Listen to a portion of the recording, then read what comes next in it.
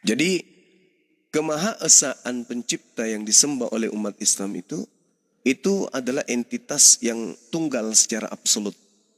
Tidak berbagi, tidak bisa kemudian bersekutu dengan Tuhan-Tuhan yang lain atau Tuhan senior atau Tuhan junior atau apapun itu.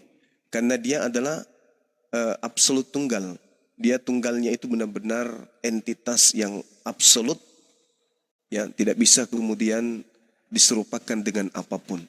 Nah, ternyata Tuhannya Bani Israel pun seperti itu. Di dalam Yesaya 45 nomor 6, tidak ada Tuhan, tidak ada yang kemudian berada di luar atau di samping atau dimanapun selain dirinya. Nah, Shema Israel, Adonai Eloheinu, Adonai Ahad. Berarti ketika di Islam memperkenalkan dirinya Ahad, hakikat ini juga pernah memperkenalkan dirinya kepada Bani Israel dengan hakikat tunggal yang absolut, Ahad. Kemudian Allahus Samad, Allah tempat meminta segala sesuatu.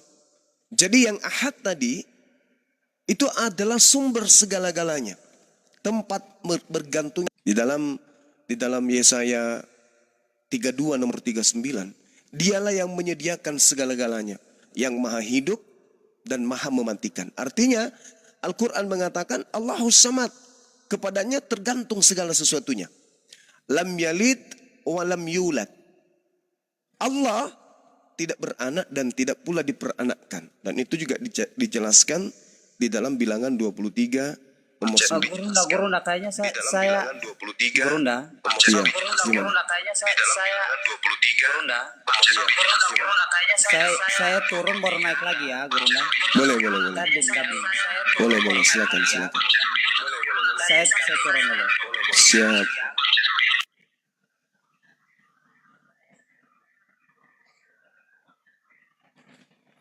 Ar-Rahman Allamal Quran.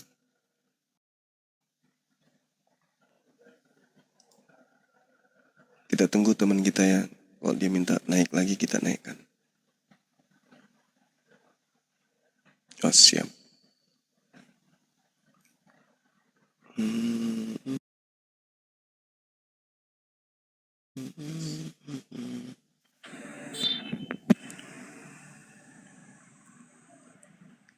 Ya, silakan lanjut Gurunda. Iya. Jadi dikatakan tadi sampai kepada lam yalid wa lam yulad, itu diterangkan bahwa Tuhan itu tidak beranak dan tidak diperanakkan. Lalu kemudian di dalam kitabnya orang Yahudi, Hosea 11 nomor 9, Tuhan itu bukan manusia. Bilangan 23 nomor 19, Tuhan itu bukan manusia dan bukan anak manusia. Ayub 9:32, karena dia bukan manusia seperti aku, sehingga aku dapat menjawabnya. Mari bersama-sama menghadap pengadilan. 1 Samuel 15:9, lagi sang mulia dari Israel tidak berdusta dan ia tidak tahu menyesal, sebab ia bukan manusia yang harus menyesal. Kemudian yang selanjutnya, walam yakullahu kufuwan ahad. Tidak ada sesuatu pun di langit maupun di bumi yang setara dengan dia. Nah, ini juga diterangkan kemudian di dalam 2 Samuel 7 nomor 22, akulah Tuhan yang maha tinggi, maha besar. Tidak ada sesuatu apapun yang sama seperti aku.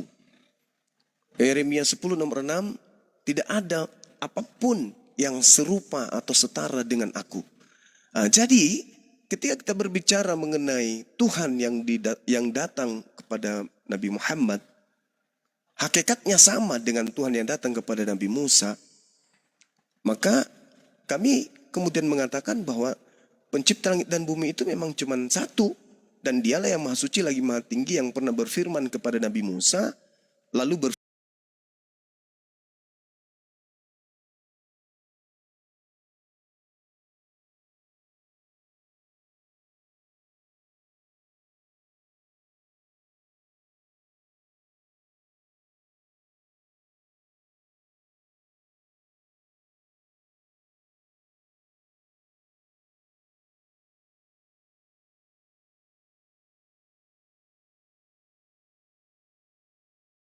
kata kepada Nabi Musa, "Ya Musa, wahai Musa, sesungguhnya aku memilih melebihkan engkau dari manusia lain pada zamanmu untuk membawa risalahku dan firmanku. Sebab itu wahai Musa, berpegang teguhlah kepada apa yang aku berikan kepadamu dan hendaklah engkau termasuk orang-orang yang bersyukur. Wa katabna lahu fil alwahi min kulli syai' mau'idatan wa tafsila likulli syai' fakhuzha biquwwah wa'mur qaumaka ya'khuzu bi ahsaniha." Jadi ketika Nabi Musa menerima hukum aturan main, Tuhan Allah menyatakan diri kepada Nabi Musa. Nabi Musa kemudian menerima titah, "Berpegang teguhlah kepada hukum yang aku berikan kepadamu dan suruhlah kaummu berpegang teguh kepadanya dengan sebaik-baiknya." Artinya Tuhan yang kami sembah menyatakan diri kepada Nabi Muhammad bahwa dulu sebelum menyatakan diri kepada Nabi Muhammad, Allah yang kami sembah ini menyatakan diri terlebih dahulu kepada Nabi Musa alaihissalam. Saya kira jawab.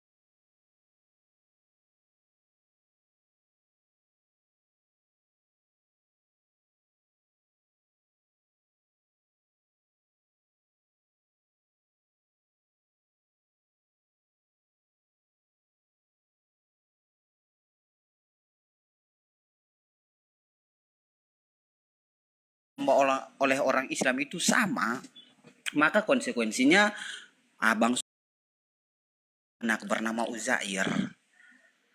Dan kalau bangsa mau menerima Allah itu punya anak bernama Uzair sesuai perkataan orang Yahudi dalam surah At-Taubah ayat 30, maka gagal sudah surah Al-Ikhlas ayat 1 sampai 4. Dan bahkan Gurunda, bahkan dalam surah Al-Maidah ayat 18 di sana juga ada pengakuan bahwasanya orang Yahudi menganggap Tuhan yang mereka sembah itu adalah bapaknya mereka. Nah, di dalam Islam pun tidak pernah Allah mengatakan bahwasanya Allah itu punya anak. Nah, kalau kita melihat dalam surah Al-Maidah ayat 18 sangat jelas di sana letterlek sekali bahwasanya Allah itu, orang Yahudi itu adalah anak-anaknya Allah, bahkan kekasihnya Allah. Nah, ini saya pikir sangat bertolak belakang ketika Gurunda menjadi patokan dari kitabnya kami orang Kristen kemudian menyamakan sendiri mengatakan orang Yahudi punya Tuhan, Tuhannya orang Yahudi itu punya anak bernama Uzair. Nah, kalau saya perhatikan juga Gurunda dalam surah An-Najm ayat 19 sampai 20. Ayat 19 sampai 22 di sana dikatakan bahwasanya Allah ini ternyata mempunyai 3 orang anak perempuan, Gurunda. Alada, Al-Uzza dan Al-Manat. Yang kemudian kalau kita lihat lagi ayat 22-nya itu berbunyi, 21-nya itu berbunyi, Allah mengatakan tentulah ini pembagian yang tidak adil. Allah bantah ketika dia mendapatkan seorang anak perempuan. Ayat yang ke-22 Allah mengatakan tentulah ini pembagian yang tidak adil. Nah, menurut saya Gurunda tolong Gurunda ini menjelaskan dulu maksudnya bagaimana ketika Gurunda itu mau menyamakan Tuhan yang disembah oleh orang Yahudi dan Tuhan yang disembah oleh orang Islam itu sama, padahal sudah jauh jelas berbeda antara surah Al-Ikhlas dengan surah At-Taubah di sini. Bahwasanya Tuhannya orang Yahudi punya anak bernama Uzair dan Tuhannya orang Islam tidak mempunyai anak, tidak pula diperanakan juga. Terima kasih Gurunda. Oke, baik saudara. Jadi saya mengatakan Tuhan kami tak punya anak. Karena Tuhan mustahil punya anak. Ya kan ya? Yang punya anak itu cuma makhluk. Lalu kemudian Anda mencoba mengkaitkan antara pernyataan yang muncul di dalam Al-Quran surah At-Taubah. Di situ tidak menerangkan bahwa pencipta langit dan bumi itu memiliki anak.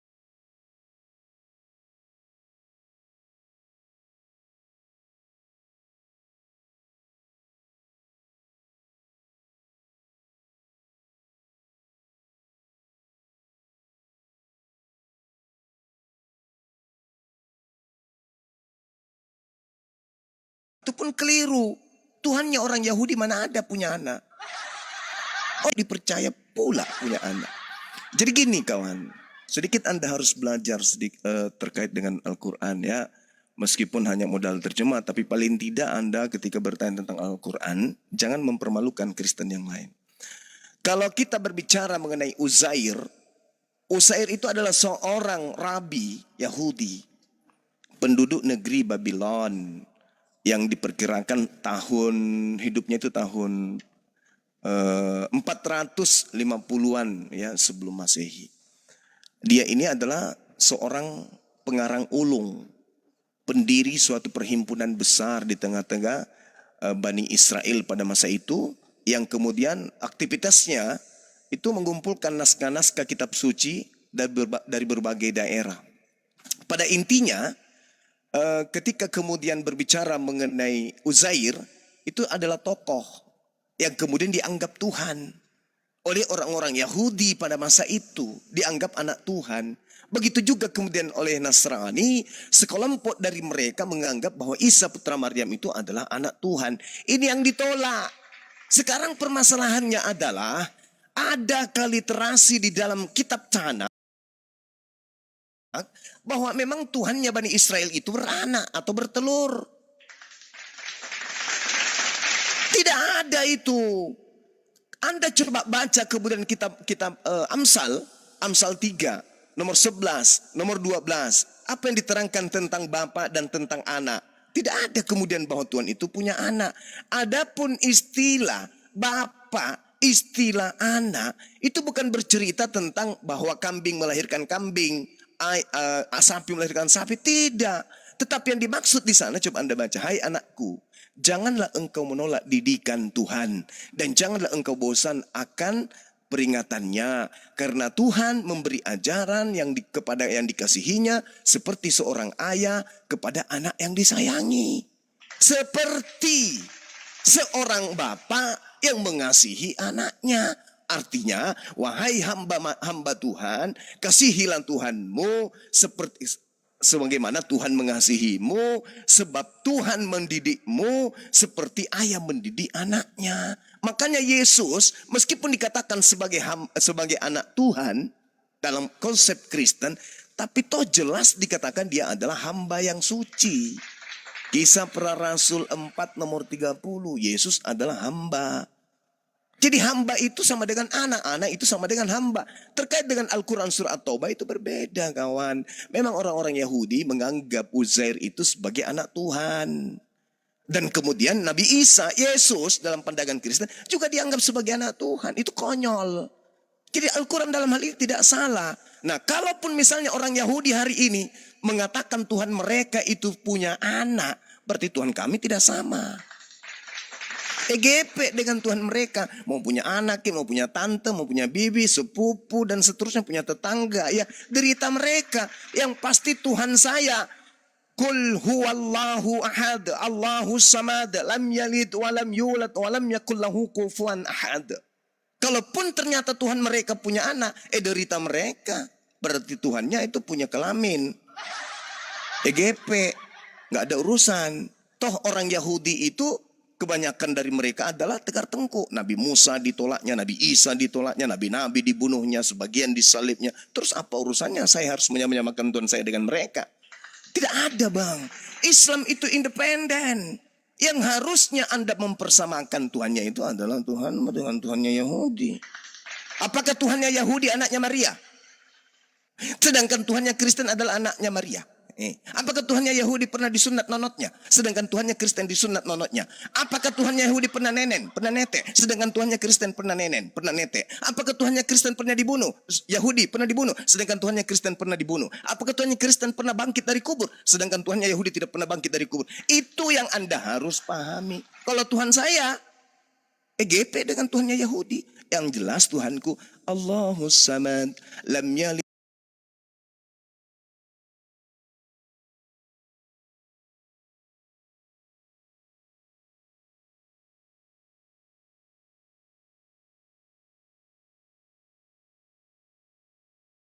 Yang diambil secara tidak sah oleh Kristen.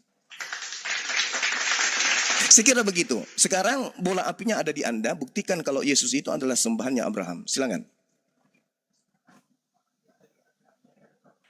Oke, baik ya. Jadi saya pikir sebelum saya menjawab, saya masih membantah dulu sedikit ya perkataan Ya, silakan. Gurunda Suma ini. Silakan. Jadi saya pikir mohon maaf ya, ini dari interpretasi saya sendiri bahwasanya Suma ini lagi memfitnah Allah. Minta maaf Gurunda. Karena saya pikir dari ucapannya Gurunda ini lagi memfitnah Allah ketika Allah mengatakan orang Yahudi itu punya anak. Orang Yahudi, Tuhannya orang Yahudi itu punya anak bernama Uzair. Nah, di sini Bang Suma ini mau memaksakan bahwasanya orang Yahudi di dalam Al-Quran ini Tuhan mereka nggak punya anak. Nah, saya pikir ini Gurunda lagi memfitnah Allah yang sangat keji, Gurunda. Karena kalau kita baca dengan jelas, di sana dikatakan bahwasanya anak Allah itu namanya Uzair menurut orang Yahudi. Nah, kemudian datanglah Bang Suma mengatakan orang Yahudi ini Tuhan mereka nggak punya anak. Nah, ini saya pikir satu hal yang sangat keliru, lagi memfitnah Allah. Saya tahu maksudnya Gurunda, Allah itu tidak beranak dan tidak pula diperanakan. Saya pikir di dalam kekristenan pun juga sama seperti begitu. Ketika dikatakan Yesus anak Allah, kalau kita menggunakan analogi anak tangga, apakah anak tangga itu bukan tangga? Nah, ini kan sangat keliru. Anak kunci itu bukan kunci, ini saya pikir sangat keliru, Gurunda. Makanya saya pikir Gurunda sesuai dengan surah Al-Maidah ayat 18 juga, sekali lagi Bang Suma ini lagi memfitnah Allah yang sangat keji, bahwasanya Allah itu nggak punya anak sesuai dengan narasinya orang Yahudi di dalam Al-Quran. Nah, Bang Suma sekali lagi ini mau mencoba untuk mengatakan bahwasanya memang Allah ini adalah khairul makarin. Nah, ini saya pikir sangat keliru ya, Gurunda.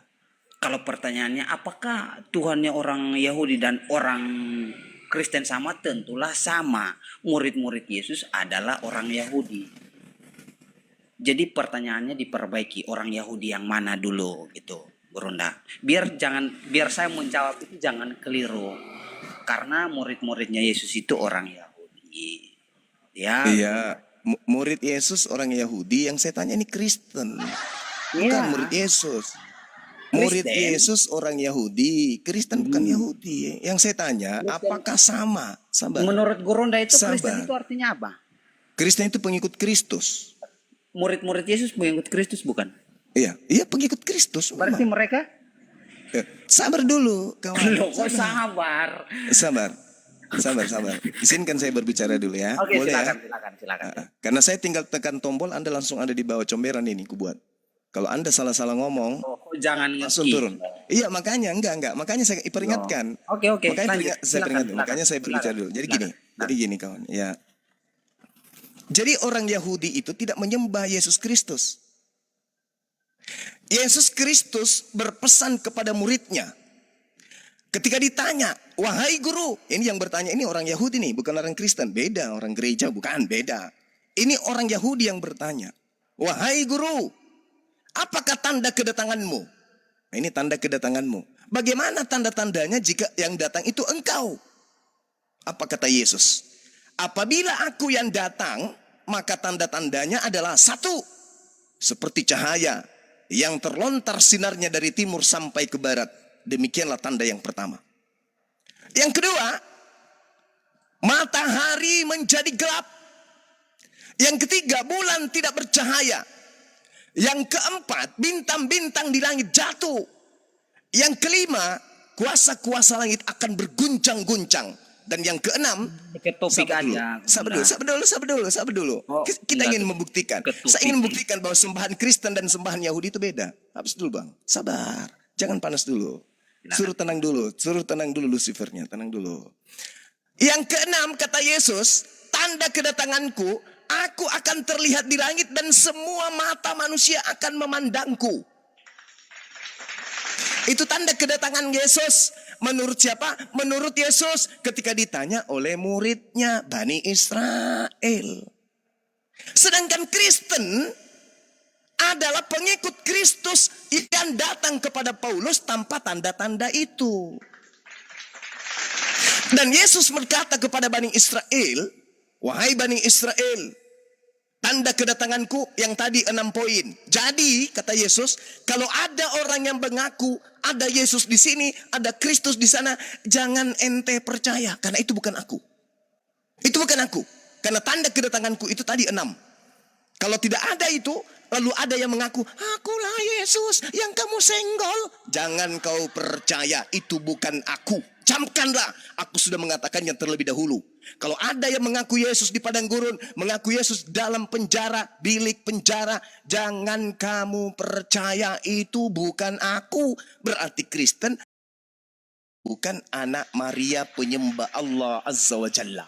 Sekarang pertanyaan saya kepada saudara, buktikan bahwa yang Anda sembah adalah Tuhannya Bani Israel. Ingat, Tuhan kamu adalah Yesus Kristus yang datang kepada Paulus, yang datang tanpa ada tanda-tanda yang diterangkan Yesus.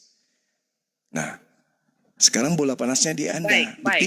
Buktikan. Silakan. Ya, baik. Saya pikir begini ya, Bang Suma. Selagi Bang Suma tidak bisa membuktikan, ingat ya perkataan saya, selagi Bang Suma tidak bisa membuktikan kalau nabinya orang Yahudi itu adalah Isa, maka pertanyaan Bang Suma di sini gagal. Karena orang Yahudi sama-sama tidak mengimani yang namanya Isa itu adalah nabinya mereka. Jadi pertanyaan Bang Suma di sini sudah keliru. Loh, bagaimana saya mau menjawab pertanyaan Bang Suma sedangkan orang Yahudi Jangan tidak Nabi mengimani Isa. Isa itu adalah nabinya mereka. Yesus Kristus, kok larikannya ke Isa? Loh, kamu jawab dulu. Apakah orang Yahudi mengimani Isa adalah nabi mereka? Apakah orang Yahudi mengimani Yesus sebagai Tuhan? Iya. Apakah orang Yahudi mengimani Isa Apakah adalah orang nabi? Yahudi mengimani Nah, Yesus ini sebagai Tuhan? boleh saya ngomong? Jangan dipotong. Ya, saya tanya balik dong. Enggak. Apakah orang Yahudi mengimani Yesus sebagai Tuhan? Saya pikir Nah. ya murid-muridnya dia. Orang Yahudi. Di mana murid Yesus menganggap Yesus Tuhan? Tak ada. Anda baca Yohanes 17. Sabar, Boleh saya gantian. berbicara, boleh? Loh, saya Gantian baru kita. ngomong Karena 1 detik, kamu loh. nggak layak berbicara di depan saya karena kamu tidak menjawab Oke, pertanyaan saya. silakan. Oke, sekarang apakah Yesus mengatakan kepada muridnya Bani Israel agar waspada kepada penyesat yang bergelar Yesus Kristus? Benar atau salah? Silakan. Matius 24 nomor 4 nomor 5. Apakah betul Yesus mewariskan nasihat kepada murid-muridnya Bani Israel agar waspada kepada penyesat yang bergelar Yesus Kristus? Benar atau salah? Jawab. Inilah baik, saya jawab. Topiknya supaya kita tahu apakah sembahanmu yang Yesus Kristus itu adalah sembahannya Bani Israel, Cahayu. Ya, Bani Israel sampai hari ini nggak mengakui Isa. Pertanyaannya itu sia-sia. Nggak ada urusan. Nggak ada urusan dengan itu. Kamu bertanya begitu. Sekarang, kawan, sekarang tugasmu Boleh saya itu jawab? membuktikan. Boleh saya jawab? Boleh. Buktikan bahwa apakah Yesus mewasiatkan kepada murid-muridnya Boleh agar saya jawab? waspada. Sabar. Makanya saya izin. Dengarkan pertanyaan saya. Apakah Yesus mewasiatkan murid-muridnya Bani Israel agar waspada kepada penyesat yang bergelar Yesus Kristus? Coba Anda jawab, silakan. Ya, antikristus. Nah, oke. Berarti Yesus mewariskan informasi yang akurat kepada Bani Israel agar waspada kepada Yesus Kristus, betul?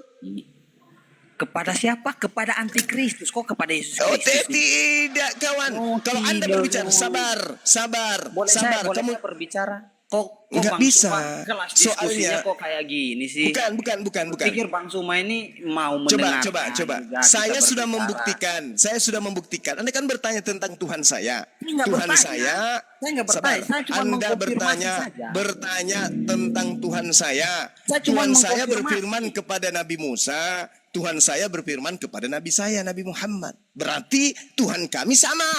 Terlepas kalau Anda ingin mengatakan tidak sama, itu derita ente. Sekarang Ya, tugas Anda boleh saya adalah berbicara, membuktikan. Bang Suma? Sabar dulu. Oke, silakan. Tugas Anda adalah membuktikan bahwa Tuhan yang disembah oleh Bani Israel itu adalah Yesus Kristus. Buktikan. Di mana Bani Israel menyembah bayi yang netek? Di mana Bani Israel menyembah makhluk yang keluar dari kubur? Coba Anda terangkan kepada saya. Silakan. Oke, baik ya. Jadi saya pikir saya ke sini juga bukan tujuan untuk saling hujat-hujatan. Nggak ada yang menghujat di sini. Siapa yang menghujat?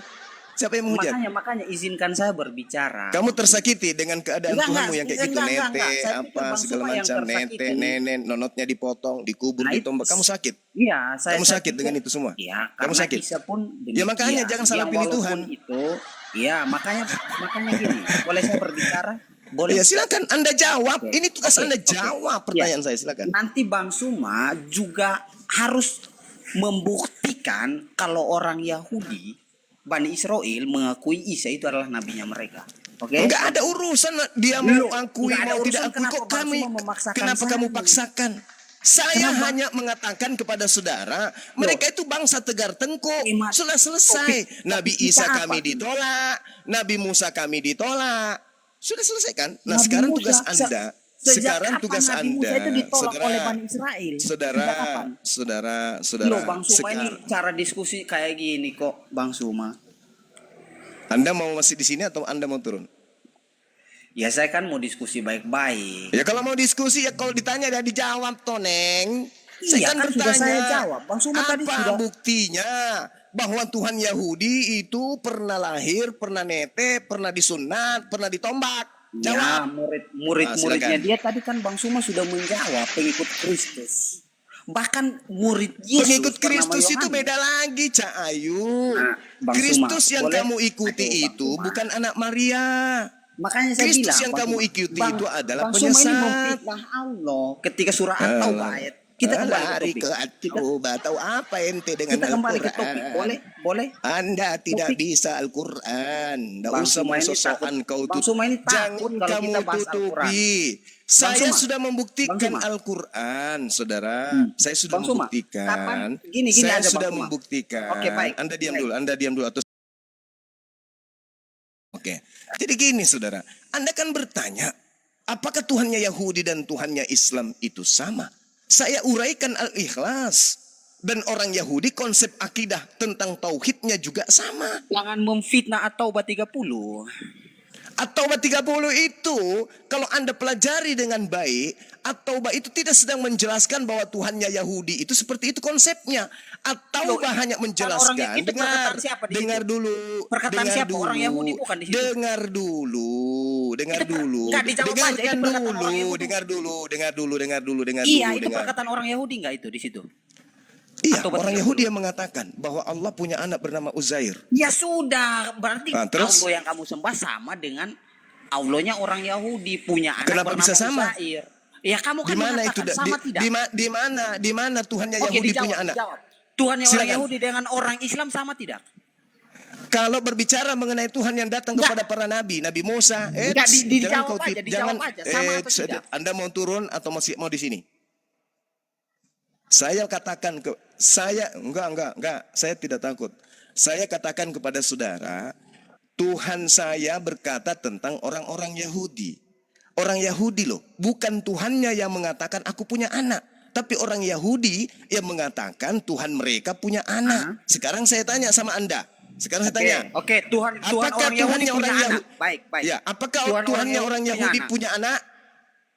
Bernama Uzair. Tuhan orang Yahudi punya Iya, anak itu bernama pengakuan Uzair. orang Yahudi. Sekarang Iya, pertanyaan betul tidak? saya, Perkataan Allah di situ itu betul tidak? perkataan orang Yahudi Iya, bahwa Tuhan yang itu saya punya tanya betul atau anak. salah? Betul atau salah itu perkataan Allah?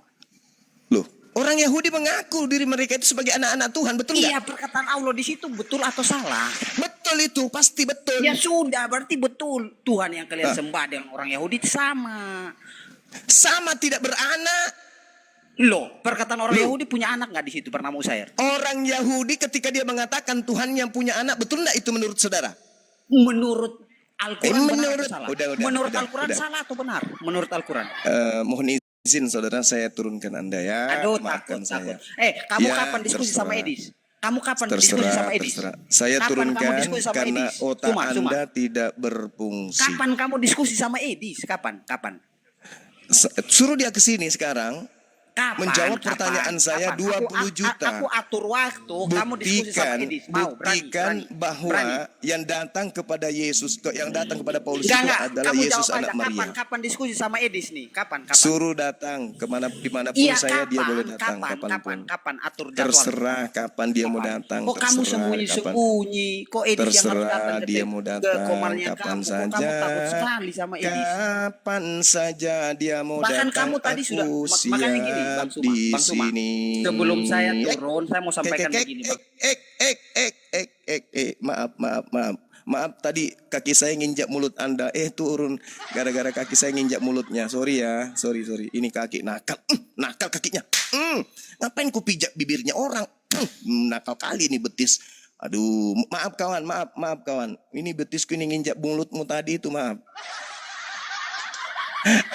Soalnya saya lagi puasa. Jangan kau rusak puasa saya dengan ketololanmu, kebahlulanmu. Orang Yahudi mengaku Allah punya anak. Apakah betul?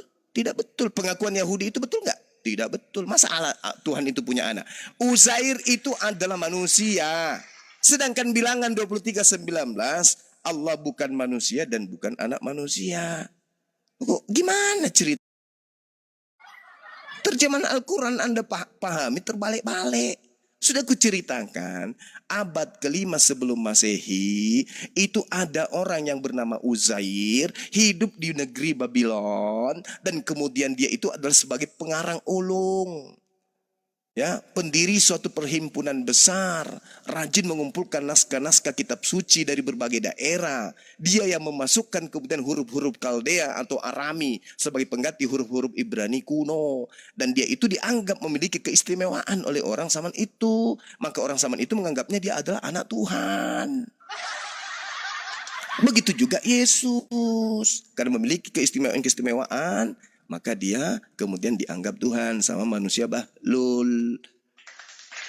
Itu. Kalau Anda mau berdiskusi membahas Al-Quran, tolong gunakan akal sehat.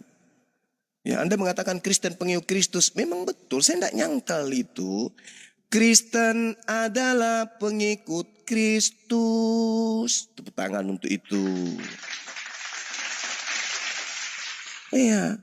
Kalau mau naik ke sini pakai ilmu, jangan pakai congor. Congor itu pergi ke tempatmu, jangan di sini.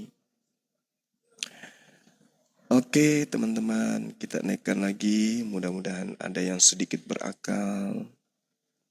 Jangan yang gila ya, kayak tadi. Saya anggap dia itu tidak sanggup kemudian untuk menjelaskan ke kita bagaimana pertanyaannya itu bisa dia pahami sendiri. Apakah Tuhannya orang Yahudi nenen? Enggak.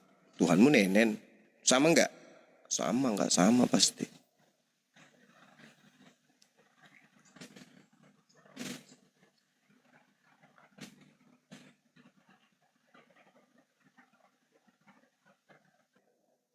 Iya. Oke. Ini yang minta permintaan ini rata-rata Muslim. Sebentar guru. Siap. Cari dulu. Siap. Cek warga dulu di bawah. Iya, sambil ini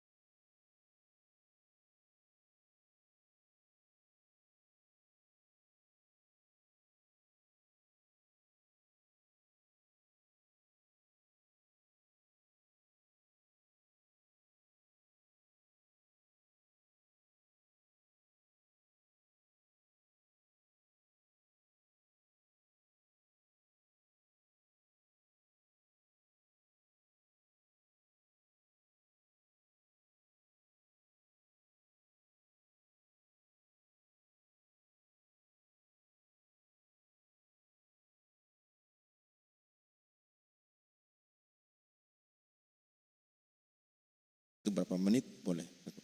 Jadi kalau masalah imsak tadi dia nggak patokan jam yang di tangan dia, Oh, tapi apa yang dia berada di tempat itu, ketika dia berada di tempat itu, nah gitu loh. nah ini Sama, ini baru ya. masuk akal Sama. nih, baru masuk akal Sama, ini. Bang. Soalnya Saya, tadi Bang. siang saya tanya, tadi pagi tanya gitu, jawabannya ikut jam. Kalau ikut jam kan kita nanti Nggak bisa. turun kan gak ketemu, ya kan? Iya, Gitu. iya. Di mana tempat dia itu berada, ya di situ dia ikuti waktu di situ. Berarti dengan resiko akan lebih panjang ya, Iya, untuk iya. resiko ya itu Iya, ya. tapi Dengan- gini loh Bang, dia kan bukan penduduk sana. Dia Bukan, terhitung bukan. musafir. Musafir itu boleh Iya, ya. Kak. Dia menunda puasa atau menjamak sholat selama dia musafir. Tapi kalau dia Jadi pengen ada tetap puasa, keringanan buat dia. tetap dengan resiko. Kalau Ya, itu kan ya kemarin konsekuensi bahasa kan, juga. konsekuensi kan, Konsekuensi, konsekuensi. ya. Iya. Berarti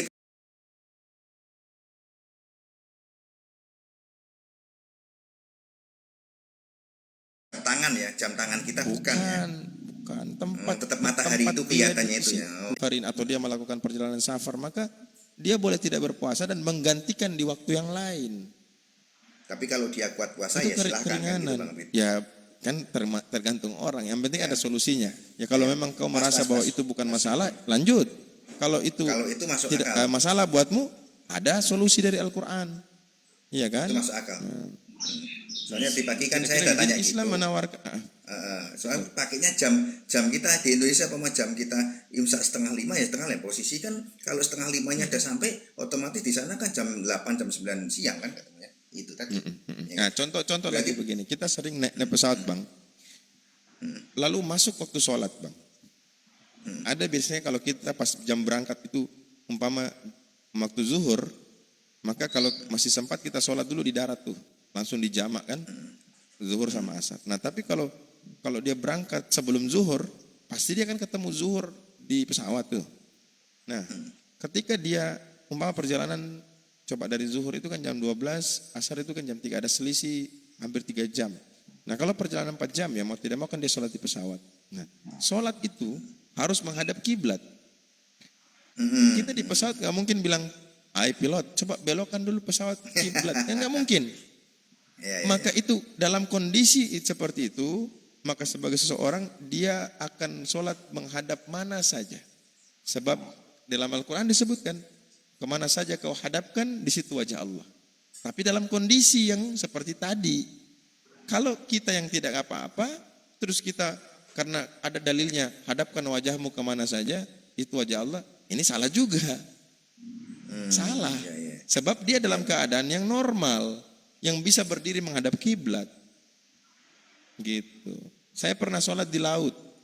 Ya, di laut. Kalau di kapal beda ya, di kapal kan kita bisa belok kiri kanan, kita bisa bergerak. Ya. Nah, saya pernah sholat di perahu, tapi kita bisa kondisikan perahu ini kita arahkan dulu ke kiblat, kan kita yang di perahu. Nah, adapun ketika kita sudah sholat kan mungkin dipukul ombak atau arus melenceng dari kiblat, maka itu kita tetap dihitung ke kiblat karena awalnya kita takbiratul ihram itu menuju kiblat gitu. Dan tidak harus pas. Yang harus wajib pas orang yang melihat bait atau melihat Ka'bah. Harus pas. Kalau kita jauh kayak begini, kita cuman bisa aja mengira dan batas toleransinya itu juga kan ada. Berapa derajat yang kita bisa sedikit ke kiri atau ke kanan.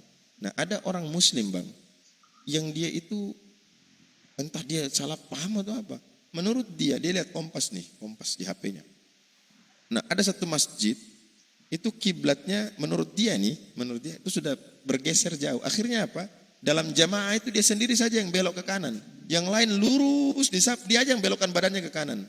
Ini menunjukkan tidak adanya persatuan. Sementara dalam saf sholat maka harus mengikuti imam. Karena imam dijadikan untuk diikuti. Kalau imam menghadap ke sana, kita menghadap ke sana. Imam ruku, kita ruku. Ini dia sudah menentang imam. Akhirnya apa? Waktu itu ada jemaah di situ yang sudah gelisah sama orang ini. Kebetulan dia ini ya katanya Habib ya. Jadi tidak ada yang berani tegur dia. Akhirnya mereka wakilkan ke saya. Katanya, "Bang Abu, tolong dulu tanya dia itu ada dalil atau tidak." Gitu. Jadi habis subuh saya sender di tiang masjid itu. Dia datang sama saya. Saya tahu kau tunggu saya. Dia ngomong gitu. Oh iya, alhamdulillah, memang saya tunggu. Ya, ini saya mewakili para jemaah di sini ingin bertanya gitu loh. Karena mereka mungkin juga kekurangan ilmu dan mereka tidak berani bertanya, maka saya bertanya. Pertama saya tanya mengenai kiblat. Baik, masjid di Indonesia khususnya ada petugas khusus yang diberikan oleh pemerintah, ya dalam hal ini dari pihak Departemen Agama kan gitu. Nah, mereka ini yang berfungsi untuk menentukan arah kiblat ketika ada pembangunan masjid dan lain-lain. Biasanya juga tidak lewat mereka, dari jamaah itu sendiri. Selama pergeseran itu dirasa tidak terlalu jauh, tidak terlalu ini, maka masjid itu tetap dengan kondisi awal. Pertama, Anda tidak punya kapasitas. Kedua, Anda mempraktekkan ini hanya menjadikan mudarat di dalam kaum muslimin. Yang kedua, dia berbicara soal ini bang, air wudhu. Dia bilang bahwa air wudhu yang di masjid itu tidak layak untuk menjadi air suci untuk berwudhu. Saya tanya bang, pernah baca hadis gak bahwa syarat air itu, air kan dalam Islam kan ada jenis-jenis air kayak mana yang boleh dipakai berwudhu atau tidak. Air kelapa itu air atau bukan? Air kan? Tapi tak boleh dipakai buat wudhu. Air asin boleh nggak? Boleh, karena disyariatkan ada dalam air asin boleh dipakai berwudhu. Nah, air kelapa nggak boleh ya, Bang Abu? Nggak boleh. Ya, air kelapa nggak boleh. Nah, dalam hadis itu syarat air dipakai itu 2 kulla. Ukuran 2 kulla itu sama dengan 1 drum 200 liter lebih. Nah, sementara bak penampung air yang dipakai wudhu itu tingginya 3 meter, lebar 5 meter. Kira-kira kalau kita hitung volume itu sudah berapa ratus liter dalam itu? Sudah ton kan? Sudah tonase dia, sudah berton-ton air. Terus apa yang membatalkan? Sebab kenapa dibilang itu 2 kulla? Kalau ketika ada kotoran masuk, dia tidak merubah warna dan tidak berbau, maka boleh halal buat dipakai bersuci. Karena apa? Kadar air lebih besar daripada kadar najis tadi. Sehingga dia tidak merubah itu air dari aslinya, tidak menjadi bau atau berubah warna. Nah, ini sama dengan hadis yang mereka teman-teman Kristen suka perselisihkan itu, sumur itu. Yang katanya di situ dibuang bangkai, dibuang segala macam, kok bisa dipakai berwudu. Nah, wudu ini kan bukan untuk kita konsumsi, beda ya. Kita kalau konsumsi nggak mungkin kita konsumsi air pecek, tapi apakah air yang kena tanah lalu di sungai begitu dia keruh, maka kita nggak boleh wudhu? Boleh, tapi kalau untuk minum ya jangan. Bedakan air untuk dikonsumsi dan air untuk dipakai bersuci, kan gitu. Itu satu. Yang ketiga, dia udah nggak bisa. Ketiga, dia itu setelah habis sholat di masjid, ya, umpama zuhur 4 rakaat, terus dia berdiri dia sholat lagi 4 rakaat. Menurut dia mengganti sholat-sholat yang dulu dia pernah tinggalkan, ya kan? Saya bilang, pernah baca hadis dari Aisyah radhiyallahu anha ketika dia bertanya kepada Nabi sallallahu alaihi wasallam tentang wanita yang dalam keadaan terhalang, mungkin lagi haid dan lain-lain. Kan kalau orang haid nggak boleh puasa, nggak boleh.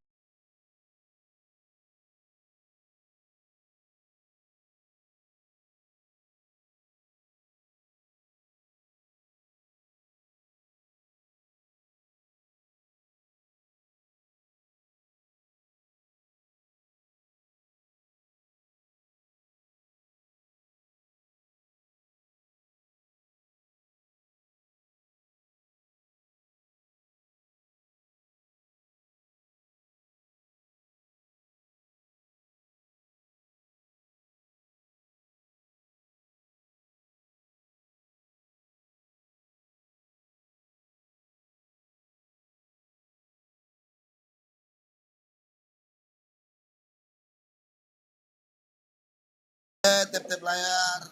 Assalamualaikum, Bang Juma. Selamat sore semua. Assalamualaikum. Kepencet tep layar, kepencet Bang, abangku. Happy Re, Kristen Muslim, selamat sore. Pengikut Isa Al-Masih, Muslim ya Bang ya? Kristen. Oh Kristen, oke Bang. Silakan Bang, diskusi dengan guru kami ya. Ya. Apa yang ingin ini Bang, judul dialognya ini hari Yesus palsu yang datang apakah Yesus palsu atau Mesias palsu yang datang ke Paulus Oh, Yesus. atau Mesias palsu begitu. coba. Iya. Karena kalau asli tolong kasih datanya, Bang. Silakan. Oke. Kalau berbicara Mesias kita lihat di Mika 4 ayat 8. Dikatakan dia akan lahir di menara kawasan domba. Itu Mesias asli. Makanya Yesus menggenapi kata kelahiran di menara kawasan domba di Bethlehem, Yerusalem. Nah, kalau Mesias palsu itu lahir di bawah pohon kurma. Begitu saudaraku. Ya, itu Mesias palsu itu lahir di bawah pohon kurma. Nggak ada nubuatannya, tiba-tiba nongol. Oke, baik. Saya tanggapi ya Bang ya. Oke, baik. Kalau di dalam Al-Quran dikatakan bahwa dalam surah As-Sukruf tanda kedatangan daripada Mesias beriringan dengan datangnya hari kiamat. Di dalam Al-Quran surah As-Sukruf, wa innahu la ilmul lisa'ah fala tamtarunna biha wattabi'un. Kedatangan Nabi Isa alaihissalam benar-benar menjadi pertanda datangnya hari kiamat. Nah, ketika Yesus ditanya Bang, di dalam Matius 24, Guru, apa tanda kedatanganmu? Tanda kedatanganku adalah matahari tidak bercahaya alias gelap, bulan tidak bercahaya, kemudian bintang-bintang berjatuhan, lalu kemudian dikatakan dia akan terlihat di langit dan seluruh manusia di atas muka bumi ini akan melihatnya. Artinya ketika bintang berjatuhan, matahari menjadi gelap, bulan tak lagi bercahaya, itu adalah tanda kiamat. Dan itu dijelaskan dalam Al-Quran surah As-Sukruf ayat 61. Berarti Yesus yang ditanya oleh Bani Israel dan Nabi Isa yang ada dalam Al-Quran itu ajarannya terindikasi sama. Sekarang yang datang kepada Kristen mengaku Yesus Kristus, tapi tanda-tanda kiamat tidak ada. Berarti justru itu yang palsu. Cak Ayu. Coba. Apa tanda Matius kedatangan Yesus? 20. Oke. Apa tanda kedatangan Yesus menurut Yesus? Silakan.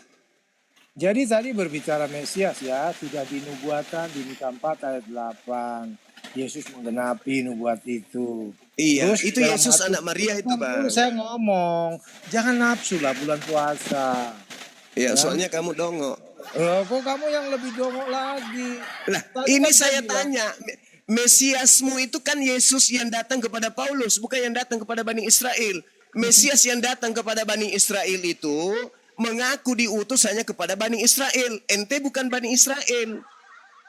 Yang diutus kepada Anda itu, sabar dulu. Yang diutus kepada Anda itu adalah makhluk yang keluar dari kubur. Yang datang kepada Paulus. Itu Mesias kamu itu.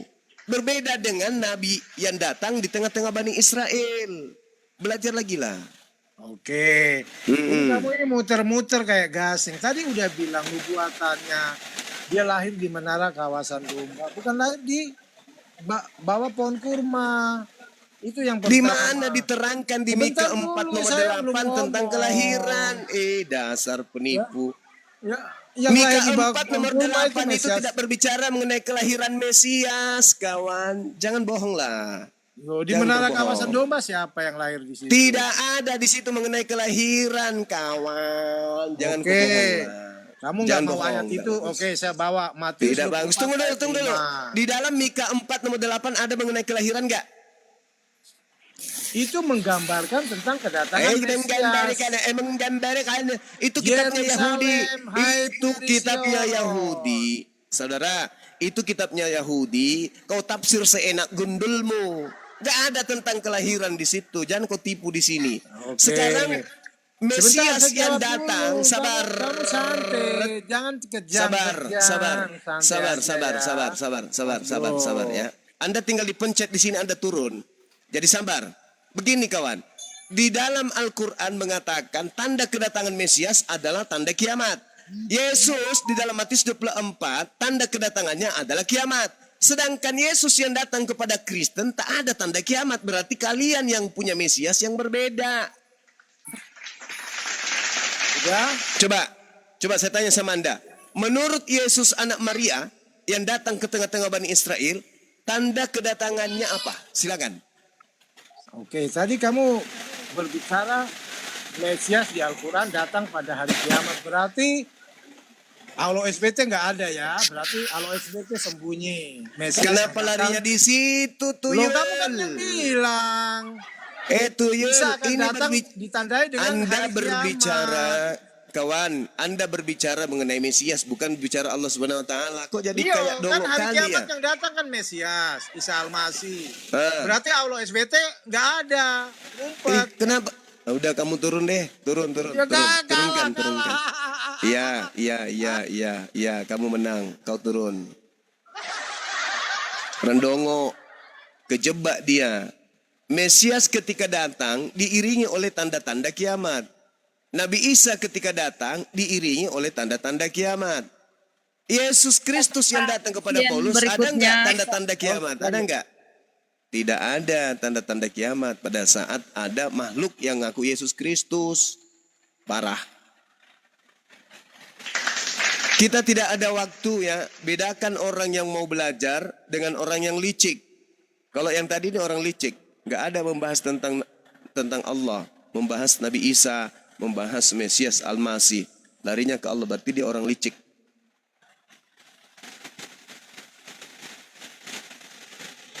Ya Pak Rampiana Simarmata, silakan Pak Rampiana Simarmata.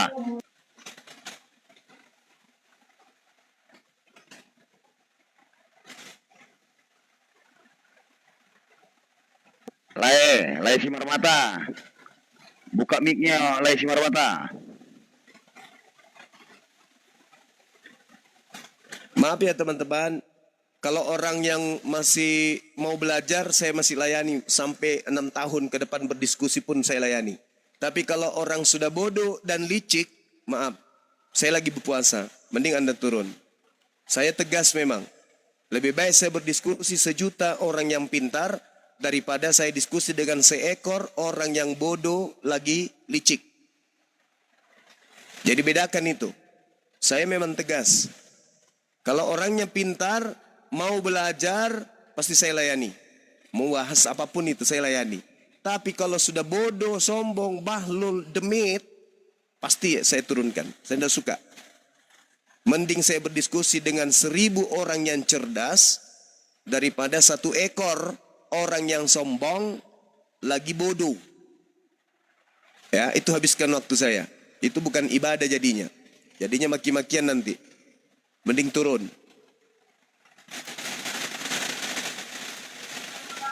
Itu Nadia monitor. Sambut aja itu. Iya. Sang hukum selamat sore. Assalamualaikum. Rampi. Tora. Selamat siang. Assalamualaikum. Sang hukum. Ya, selamat siang. Selamat siang. Selamat siang. Islam atau Kristen, Bang? Selamat siang. Kristen. Oke, silahkan sama Bang Juma. Baik, terima kasih. Dari tadi saya sudah mendengar dalam tanda kutip ocehannya dari sini. Suaranya kecil bang. Bisa dikerasin sedikit. Oh bisa. Iya, silakan. Makasih. Baik, terima kasih. Selamat Siap. jumpa lagi dengan saudara saya Juma. Maaf dulu Siap. kalau kategori saya beri Anda itu gelar Raja Dusta. Boleh, silakan. Baik. Nah, saya mengikuti suasana dari topik itu. Mesias Ya. mana yang palsu. Untuk pembuktiannya Siap. itu sangat gampang. Iya. Nah, boleh saya bertanya? Kok bertanya? Katanya mau membuktikan, kok bertanya? Iya, itu makanya. Nanti supaya kita harus satukan persepsi. Tadi katanya mau Anda membahas mau materinya. Pertanyaan Anda, saya kan Anda jelas, diagungkan Abang. sebagai gurunda. Saya cuma satu pertanyaan aja, saya baru kita kan mulai. jelas.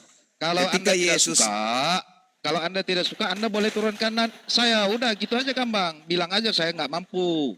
Satu pertanyaan aja sesuai dengan topik itu. Begini kawan. Lihat, ini semua ditonton orang. Untuk Tanda kedua kalinya. kedatangan Yesus menurut Yesus itu apa? Silakan. Saya belum mau jawab sebelum nggak bisa saya kamu tanya jawab, supaya memang nggak kita bisa. satukan persepsi. Memang Nanti nggak bisa, kita memang nggak debar bisa. kusir. Karena yang Satu datang pertanyaan kepada aja. Kristen itu Atau tidak bilang aja memiliki Anda tanda nggak itu, mampu. gitu. Anda nggak mampu kan? Anda nggak Orang-orang di mampu. bawah Mampu sana. atau nggak mampu nih? Nah, udah turun. Kalau nggak mampu nggak apa-apa. Kalau tidak ada Kristen pun tak apa-apa. Kita ngaji aja. Loh kok itu yang diturunkan? Loh kok dua-duanya diturunkan? Ini bebannya ada di Kristen. Karena Yesus berkata ketika ditanya oleh muridnya, apa tanda kedatanganmu, wahai Yesus? Yesus menjawab, tanda kedatanganku adalah bla bla bla bla. Selain itu yang ngaku-ngaku Yesus jangan kau percaya. Gitu kawan. Ini bukannya menyelesaikan tugas malah mau bertanya aneh-aneh aja.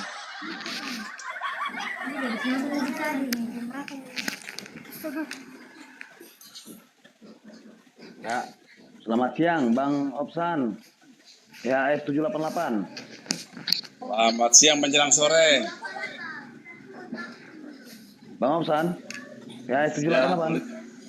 Selamat siang menjelang sore, Bang. Nah,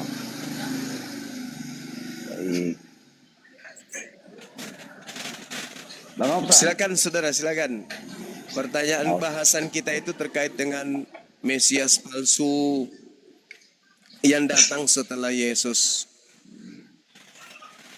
Gini aja lah, Bang. Iya. Kalau soal argumen, mungkin Anda lebih hafal Alkitab.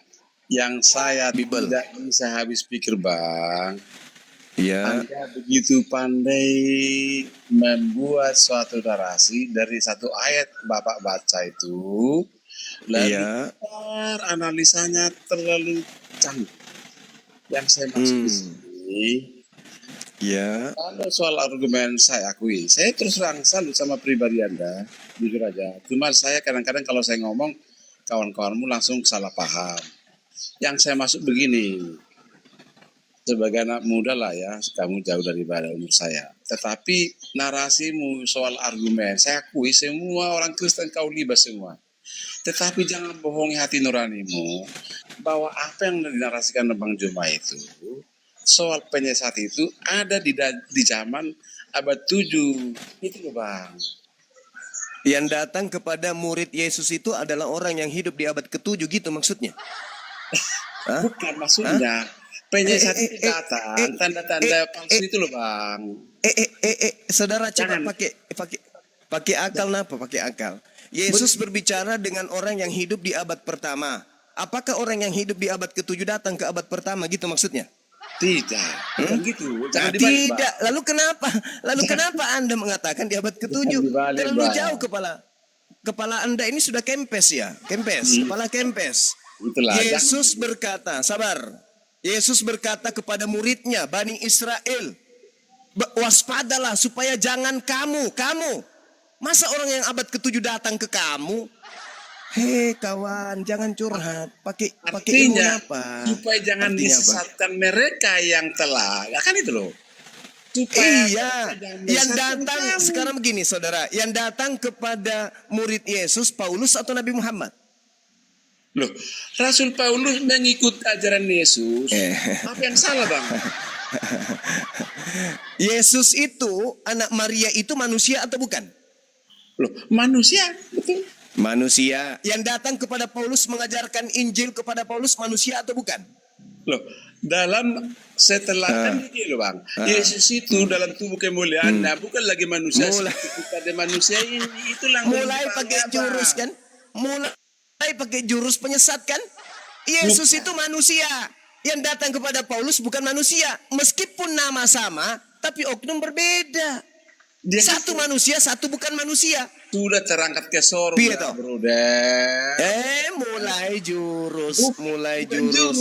jurus Anda tersesat di karisteng situ kalau keluar. baca itu Johannes. Jurus Jangan karisteng. satu ayat dibaca, bro. Jadi coba Anda tunjukkan kepada saya setelah Yesus terangkat ke langit, dia bukan lagi manusia. Coba, Bro, di mana dalilnya? loh, semua ayat itu sudah tubuh kemuliaan dia ketelah dia diangkat Itu. ke surga dalam kebangkitannya. Yang saya tanya, di mana dalilnya setelah Yesus terangkat ke langit, dia bukan lagi anak manusia? Makanya itulah selisihnya kawan muslim dengan kami, brother. Itu Ya, loh. saya kan Disitulah bertanya, saudara. selisihnya. Tadi Anda menilai isi argumen saya. Giliran saya bertanya, mana buktinya setelah Yesus terangkat dari bumi, dia bukan lagi manusia? Apa yang Anda katakan sekarang? Gak bisa. Kalaupun Anda mengatakan ada dalil, akan dibantah oleh Bible itu sendiri. Yesus datang sebagai manusia, 2 Yohanes 1 nomor 7. Naik dari bumi ke langit sebagai manusia, Yohanes 3 nomor 13. Duduk di surga, di langit, di samping Tuhan, Markus 14 nomor 62 sebagai manusia. Turun sebagai manusia, Matius 16 nomor 27. Menghakimi sebagai manusia, Yohanes 5 nomor 27. Tetap manusia, Ibrani 13 nomor 8. Yesus menaklukkan dirinya sebagai manusia, 2 Korintus 15 nomor 28. Lalu kapan Yesus bukan manusia? Kapan? Nah, sekarang gini. Kapan, Oke, Bang? udah hafal Kapan, kamu kawan ya. Dari apa Sedangkan yang datang kepada Oke, Paulus bukan manusia, berarti itu bukan Yesus. Gimana Itulah. sih abangku ini? Bentar dulu, Mbak. Sebentar dulu. Jangan Iya, semua silakan. Silakan. Waktunya jangan semua. Makanya jangan Santai nilai aja, argumentasi Bang. saya. Silakan, Santai. silakan. Ini bulan puasa, tenang aja, Bang. Iya, betul. Makanya harus edukasi yang sehat. Silakan. Gini loh. Kan itu Iya. Anda sudah baca. Saya katakan, Anda lebih banyak menghafal ayat-ayat itu. Tetapi aku hanya sederhana saja. Ketika dia bangkit dari kubur, dia bukan lagi tubuh manusia seperti kita ini, brother. Tapi dia tetap anak manusia. Betul, anak manusia. Tetapi itulah Yang datang kepada Paulus, Bang, bukan Sebentar manusia. dulu, Bang. Sebentar dulu, Bang. Kan dia kan, hai Paulus, Saulus, mengapa engkau menganiaya aku? Kan itu katanya, toh, Bang. Itu Jangan manusia atau dibilang bukan? Itu kan manusia kata, atau bukan, Bang? kata Yesus kepada Saulus waktu mau ke Damsik, gitu loh, bro. Iya, itu yang berbicara itu manusia atau bukan? Kemanusiaan ilahi Yesus, gitu loh. Mulai ngaco. Makanya Anda langsung tertawa, jangan tertawa, bro. Iyalah, Artinya itulah yang kita Yesus sangat itu jauh manusia. pandangannya. Sampai kapanpun Karena Yesus sampai tetap kapanpun, manusia. brother, kalau pola begitu yang Anda, jadi Anda mengambil semua ayat-ayat Alkitab, Anda membacanya, tetapi Anda mempelintir itu. Saya atau Anda? Yang memelintir saya atau Anda? Sebagai juru selamat. Saya yakin atau itu. Anda yang memelintir? Di mana dalilnya setelah terangkat dari bumi dia bukan lagi manusia? Di mana dalilnya? Soal dalil itu kau yang hafal lah, nggak usah. Nah, berarti Anda berasumsi. Anda memelintir. Di mana Kita dalil? Argumentasi Anda harus dibangun berdasarkan dalil. Mana dalil? Brother, logika sederhana sehat rohani bentuk dulu, brother. Jangan dibuat tertawa. Santai aja. Anda tidak akan pernah bisa membantah dalil, saudara. Loh, saya udah bilang ini. Aku udah bilang tadi malam kan. Dari saya dengar semua di Komal argumen, hampir saya percaya apa yang kau narasikan. Iya, karena dalil. Karena ada dalil. Sedang apa dasar saya saya punya dasar apa untuk melampaui batas pikiran? Saya dasarnya apa untuk mempercayai Anda sementara Anda tidak punya dalil? Dasar saya untuk mempercayai Anda apa? Aduh. Ayo. Anda mengatakan Yesus itu bukan lagi manusia. Dasar dalilnya apa? Kalau kita hanya hafalan. Oh iya. Oke, ini ya, ada Anda kena dua-duanya, tidak menghafal dan tidak ada dalil. Oke Bang, ayo. Oke. Tidak. Aku turun Bang ya. Tunggu nih, tanggung tadi. Oke, makasih ya. Iya, silakan Bang, silakan. Kasihan sekali ya Bang Kristen tapi tidak berdalil. Gimana dong? Saya mengatakan kepada saudara, Yesus sampai kapanpun tetap manusia. Ibrani 13 nomor 8. Selama-lamanya Yesus itu manusia, tidak pernah berubah menjadi apapun. Selama-lamanya. Firman telah menjadi daging. Daging pernah gak berubah menjadi bubur, atau menjadi malaikat, atau menjadi setan, atau menjadi Tuhan? Tak ada dalilnya. Dari pengajaran Yesus. Yesus datang sebagai manusia. Lukas 2 nomor 11. Pada hari ini telah lahir bagimu juru selamat, manusia yang diurapi Tuhan. Manusia. Roma 1 nomor 3. Yesus adalah berasal dari sperma Daud. Manusia. Naik ke langit menjadi manusia juga. Yohanes 3 nomor 13. Duduk di surga di samping Tuhan. Markus 14:62 sebagai manusia. Turun ke bumi lagi untuk menghakimi sebagai manusia. Yohanes 5 nomor 27. Lalu kapan dia menjadi bukan manusia? Sedangkan yang datang kepada Paulus bukan manusia. Berarti itu adalah Yesus Kristus yang lain. 20 juta masih berlaku, silakan. Yang mampu membuktikan bahwa Yesus yang datang kepada Paulus itu adalah Yesus anak Maria, 20 juta meluncur. Kalau ada yang sanggup untuk menjelaskan, membuktikan itu. Tadi teman kita ini mencoba untuk membuktikannya. Yang datang kepada Paulus manusia bukan? Bukan. Nah memang karena Yesus anak Maria ketika dia terangkat bukan lagi manusia. Mana dalil? Dalil mana? Mana dalil? Dalil mana? Mana dalil? Dalil mana? Tak ada. Berarti 20 juta belum bisa Anda miliki. Berarti dengan kata lain, Kristen hari ini menyembah kepada bukan anak Maria. Gitu kawan. Ini bukan saya mau menghina atau merendahkan, enggak. Menggelitik Anda semua. Menggelitik Anda. Masa mau mati dalam keadaan seperti itu? Udah jelas-jelas berbantah dengan Yesus masih mau diimani. Harusnya berterima kasih, bukan mengatakan saya ini penghina, pendusta.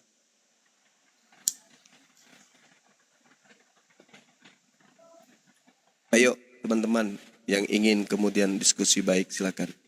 Disapa Dinda Nadia. Manjet, selamat siang. Manjet, selamat siang. Assalamualaikum. Monitor, Manjet, selamat siang. Assalamualaikum. Islam atau Kristen? Gigin, Assalamualaikum. Shalom Kak, saya Gigin Oke, dari Kristen. Medan. Oke. Sebentar ya. Aku sayang. Ini apa ya? Aku sayang. Monitor. Aku sayang. Kristen Islam. Aku sayang. Ada suaranya dong monitor. Oke, saya turunkan ya. Manjet, saya turunkan ya kalau nggak ada suara ya. Oke, silakan Bang Gigin sama gurunda kami Bang Juma. Selamat sore Bang Juma. Sore saudara. Jadi Silakan. saya umat Kristen yang kurang begitu mengerti soal Alkitab ya. Saya datang kemari juga karena saya penasaran begitu dengan pernyataan dari Bang Juma. Tadi Bang Juma mengatakan soal naiknya Yesus Kristus itu sebagai manusia ke surga, benar? Iya, dia naik ke langit sebagai manusia, tidak pernah berubah Bang. Oke, maaf ya Bang Juma, saya belum begitu mengerti soal agama yang saya anut, tapi saya mempercayai bahwasanya Allah Bapa itu yang di sorga adalah utusan dari Allah Bapa itu mengutus Yesus Kristus ke bumi untuk menebus dosa manusia. Itu yang saya percayai. Maaf ya Bang Juma, saya bukan mengajari, bukan juga menggurui. Jadi pertanyaan saya begini Bang Juma, bagaimana caranya Yesus itu sebagai manusia naik ke surga menurut agama yang Bang Juma percayai gitu? Sementara siapapun kita yang hidup di dunia ini belum tahu itu bagaimana surga. Saya masih penasaran ini. Menurut Alkitab saya, dia itu naik ke surga menjadi roh. Dia menjelma menjadi roh karena dia sudah mati di kayu salib, dikuburkan 3 hari kemudian baru dia naik ke surga. Dia itu naiknya seperti Dia naiknya itu jadi roh gitu, bukannya manusia gitu. Jadi menurut saya yang saya juga di sini komal dengan ada nih Bapak gimana ya, satu pekerjaan saya tadi yang kirim link Bang Juma kepada saya. Coba Bang Gin masuk ke apanya Bang Juma, mungkin nanti ada penjelasan di situ. Namanya Pak Kurnia, dia selalu yang sharing-sharing sama saya di pekerjaan gitu. Iya. Oke. Gimana Mohon maaf Bang? ya Bang Juma, saya bukan mau Siap. menggurui, saya mau tahu apa Siap. bisa sebagai manusia yang kayak seperti Bang Juma bilang bisa naik ke surga gitu. Mohon penjelasannya Iya. Bang Juma. Terima kasih. Baik, baik saudara, makasih.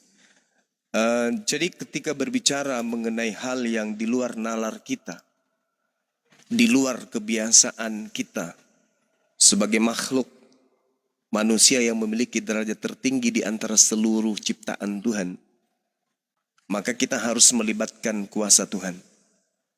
Tidak bisa kemudian kita mengatakan bahwa itu tidak mungkin karena tidak masuk akal. Tetapi Al-Quran mengatakan la yus'alu amma yaf'al. Allah tidak ditanya tentang apa yang Allah kerjakan. Ketika Allah menghendaki kemudian Nabi Isa alaihissalam diangkat ke langit, maka itulah yang terjadi. Tidak ada kemudian hal yang tidak bisa ketika Allah menghendaki itu terjadi. Barrafa'ahullahu ilaihi wa kana Allahu azizan hakima. Allah mengangkat Nabi Isa. Diangkat ke langit Nabi Isa itu. Lalu kemudian Anda mengatakan bagaimana itu bisa terjadi? Allah yang menghendaki, bukan Nabi Isanya yang mau terangkat. Kalau Nabi Isa yang mau naik ke langit itu mustahil. Karena Nabi Isa manusia. Tetapi karena pencipta langit dan bumi, sang pengutus menginginkan dia terangkat ke langit, maka itulah yang terjadi. Coba sedikit Anda melihat di dalam kitabnya Yahudi, di kitab Mazmur, data nomor 16-nya. Dengan panjang umur akan kukenyangkan dia, dan akan kuperlihatkan kepadanya keselamatan daripadaku. Ini cerita ketika kemudian ada sosok hambanya yang ingin dibunuh kemudian, lalu diangkat oleh Allah ke langit. Dan ini adalah Nabi Isa alaihissalam. Kalau dalam pandangan umat Islam. Kalau di Bang Kristen Juma, ini adalah Bang untuk Juma, maaf, untuk Bang Yesus. Juma. Iya, silakan. Bang Juma, maaf Bang Juma. Saya terpecah konsentrasi saya mendengarkan penjelasan Bang Juma dengan tepuk tangan seperti itu Bang Juma. Karena saya ini masih bodoh. Maaf ya Bang Juma, tolong supportnya ke pendengar, dihilangkan dulu suara-suara tepuk tangan itu. Karena saya masih bodoh. Saya pengen belajar, bukan mendengarkan tepuk tangan. Terima kasih. Baik. Jadi gini. Yesus ketika dicobai oleh iblis, iblisnya berkata kepada Yesus di dalam Lukas 4.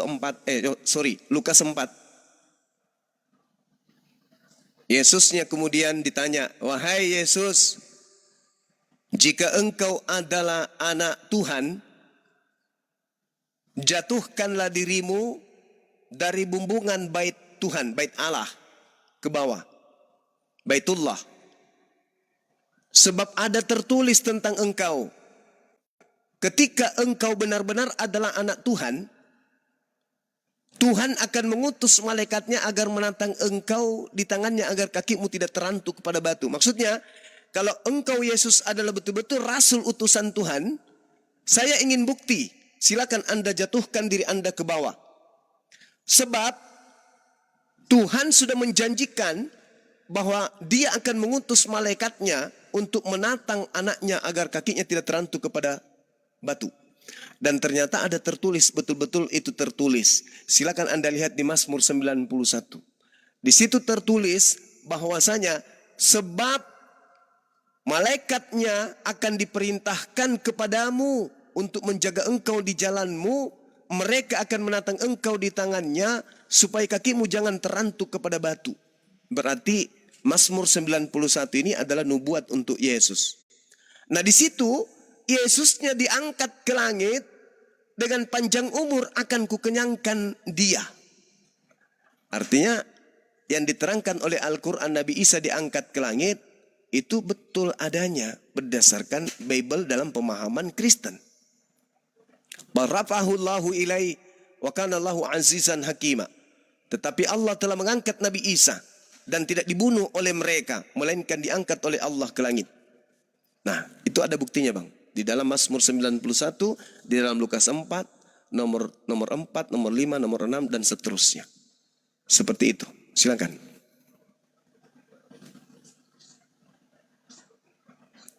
Bang Juma, maaf ya. Apalagi yang mau dihilangkan? Iya, lanjut, Bang. Bukan, saya bukan mau menghilangkan gitu. Saya hanya mendengarkan penjelasan dari Bang Juma. Begini, Bang Juma. Jadi dia kalau naik ke surga itu, dia itu Bang Juma apa tahu bagaimana bentuk naiknya dia ke surga, sementara kita dulu kan kita belum lahir ini zaman itu kan gitu. Apa Bang Juma dengan ilmu Al-Qur'annya bisa menjelaskan bagaimana naiknya Isa Al-Masih ke surga? Dia seperti apa gitu? Terima kasih. Ya, jadi kalau di Islam itu, Bang, di Islam itu kan Al-Qur'annya bukan seperti cerita film. Allah hanya membantah tuduhan orang-orang kafir bahwa Nabi Isa alaihissalam itu dibunuh. Allah mengatakan tidak. Dia tidak dibunuh, melainkan Allah mengangkatnya ke langit. Nah, terkait dengan cerita-cerita bahwa dia diangkat ke langit, itu tidak dijelaskan dalam Al-Quran. Bahwa naiknya ke langit itu seperti apa dan seterusnya, itu tidak ada diceritakan dalam Al-Quran. Yang pasti Al-Quran datang membantah tuduhan bahwa Nabi Isa alaihissalam itu dibunuh. Itu, Bang. Harusnya pertanyaan-pertanyaan seperti ini itu dipertanyakan kemudian kepada pihak Kristen. Kenapa? Bertaburan dalil di dalam Bible yang menceritakan Yesus terangkat ke langit. Langit terbelah, lalu kemudian dia terangkat ke langit. Lalu orang-orang banyak melihat Yesus duduk di samping kanan Tuhan Bapa. Nah, Kristen lah yang perlu menjawab itu. Bagaimana seorang Kristen bisa melihat langit terbelah, lalu kemudian dia melihat Tuhan duduk berdampingan di atas. Sedangkan bukankah langit ini tidak bisa kemudian dilihat apa yang di atas sejauh kilometer. Sedangkan di Bible mereka melihat langit terbelah dan mereka melihat Yesus duduk di samping kanan Bapa. Gimana ceritanya itu, Bang? Kok bisa orang kan katanya Tuhan tidak bisa dilihat, tapi kok mereka melihat Yesus duduk di samping kanan? Kalau Yesus duduk di samping kanan berarti Bapa, Tuhan Bapa di sebelah kiri. Kok orang Kristen bisa melihat itu? Contoh misalnya dalam Kisah Para Rasul 1:9-11. Sesudah ia mengatakan demikian, terangkatlah Yesus disaksikan oleh mereka dan awan menutupnya dari pandangan mereka. Ketika mereka sedang menatap ke langit waktu ia naik, tiba-tiba berdirilah 2 orang yang berpakaian putih dekat mereka dan berkata kepada mereka, "Hai orang-orang Galilea, mengapa kamu berdiri melihat ke langit? Yesus ini yang terangkat ke langit, ke surga, akan datang dengan cara yang seperti kamu melihat dia naik ke surga." Lalu Yesus diberitakan duduk di samping kanan Bapa. Bagaimana itu bisa dijelaskan itu, Bang? Kok ada Tuhan bisa duduk berdampingan, kemudian kok Bapa bisa dilihat di sebelah kiri? Kalau di Nabi dekat Islam kan cuman mematahkan tuduhan bahwa Nabi Isa itu dibunuh. Enggak, kamu tidak membunuh nabiku, melainkan aku mengangkatnya ke langit. Gitu, Bang, kalau di Islam. Tidak dijelaskan caranya naik begini. Nah, kalau di Kristen, malah dilihat si Bapa ini duduk di sebelah kiri, Yesus di sebelah kanan. Bukankah Tuhan itu maha tinggi, Tuhan itu maha besar? Bagaimana ceritanya? Terlihat ternganga ini langit, kemudian Bapaknya terlihat duduk di kiri, Yesusnya di kanan. Gimana ya? Saya pening juga sih kalau bahas itu. Silakan, Bang. Bang Juma, saya belum pernah itu mendengarkan Bapa di kiri, Yesus di kanan, belum pernah itu. Di agama saya bukan seperti itu doanya, Bang Juma. Yang saya dengar gitu di doa yang saya percaya kayak gitu kan, duduk di sebelah kanan Bapa di sorga, itu menurut kami seperti yang di Al-Quran mungkin mengertikan. Jadi bahasa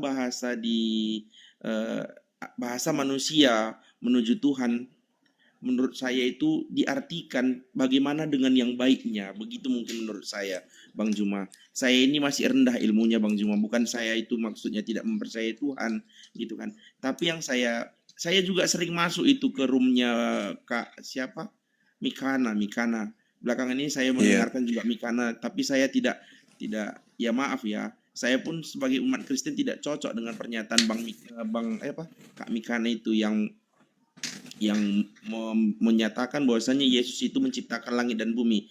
Menurut saya dari SD saya itu belajar agama yang diterangkan di situ bahwasanya Allah Bapa yang menciptakan langit dan bumi, bukan Yesus. Nah, di situ Tuhan Yesus itu disebut dengan Tuhan karena pengikutnya itu percaya dengan Tuhan, percaya dengan Yesus, makanya manusia menafsirkan bahwasanya Yesus itu adalah Tuhan seperti segambar dengan Allah Bapa yang di sorga, karena satu pun manusia belum pernah menjumpai Bapa yang di sorga, bahkan Yesus sekalipun belum pernah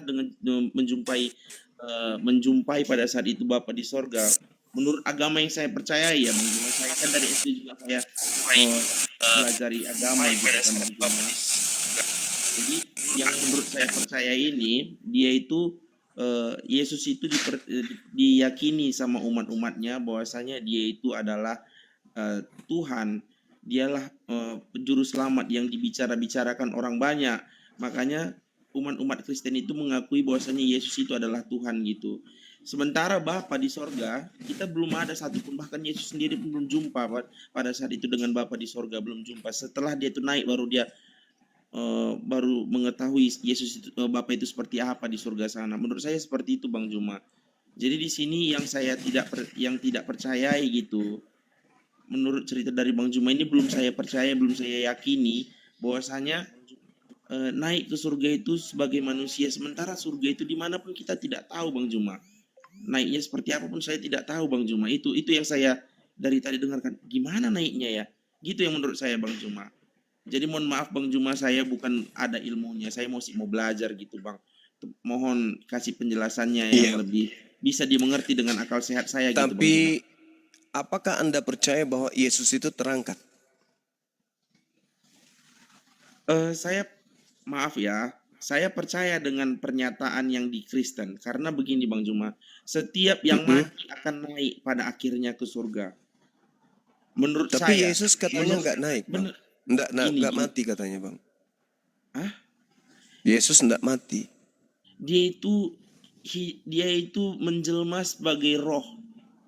Menjelma sebagai roh dari ini yang Bang bahaya Juma, ini. saya maaf ya Bang, saya masih belum ada ilmunya. Saya menafsirkan menurut dari yang saya percayai. Saya mohon maaf, ini typing yang di bawah-bawah ini saya nggak bacain karena menghilangkan konsentrasi saya. Jangan peduli Bang Bugil. Langsung fokus sama Bang Juma.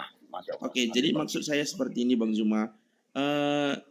Menurut pemikiran saya Bang Juma, yang diartikan dari saya mengenal agama Kristen, karena dulu saya lahir ke dunia ini saya Islam. Setelah bapak sedikit saya cerita ya. Bapak saya dengan mama saya itu menikah dengan Islam, sementara mama saya itu agamanya Kristen dulu. Setelah nikah mereka itu punya agama Islam, lahirlah kami. Mungkin di beberapa waktu mereka cerai, pisah. Mama ke agamanya juga, saya pun ikut sama mama, bapak saya ikut dengan agamanya, mungkin seperti itu dulu. Makanya saya tetap di Kristen gitu Bang Juma. Jadi begini maksud saya, bukan karena saya mempercayai agama Islam, bukan juga saya mempercayai agama Kristen.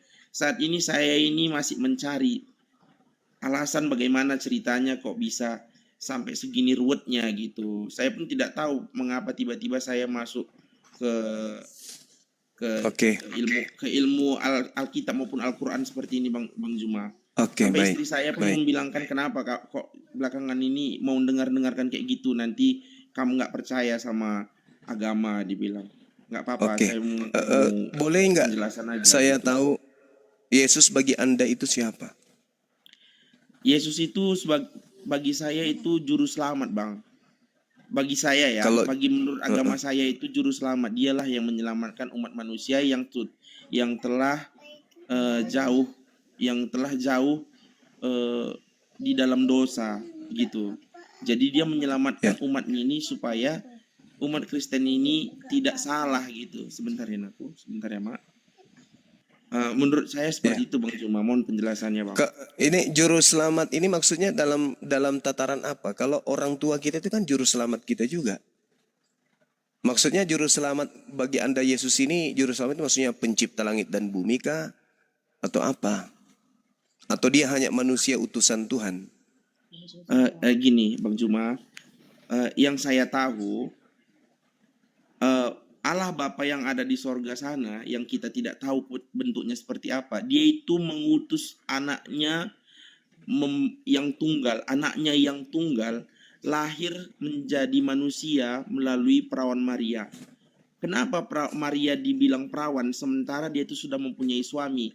Karena perawan Maria ini dinyatakan tidak bisa mempunyai keturunan sampai dia itu sudah tua. Tidak mungkin lagi, dia sudah monopos dalam ceritanya itu.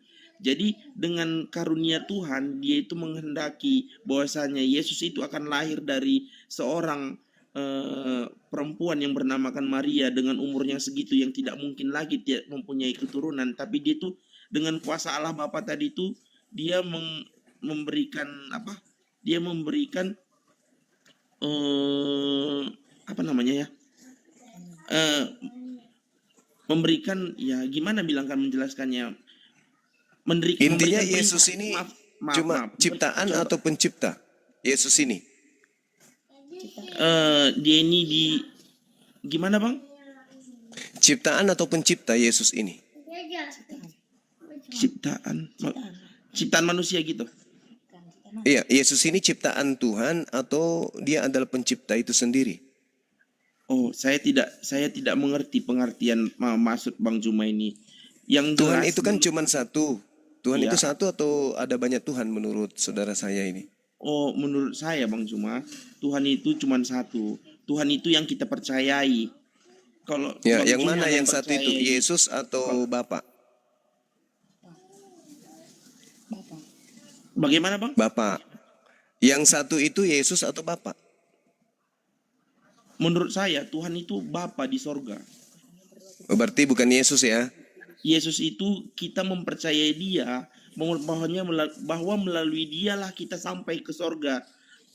Berdoa kita itu Kita maksud Anda kita itu Maaf, Bang kita Juma. yang Maaf Bang Juma, jangan kunci omongan saya karena saya belum mengerti arti ucapan Bang Juma ini. Saya pun maaf, saya ini ibaratnya domba yang tidak mempunyai domba yang itu tidak cuma Bani mempunyai- Israel, Bang. Kita Benar. bukan domba. Kalau ada Benar. orang di Saya, luar Bang Israel Juma. ngaku domba, itu serigala nyamar.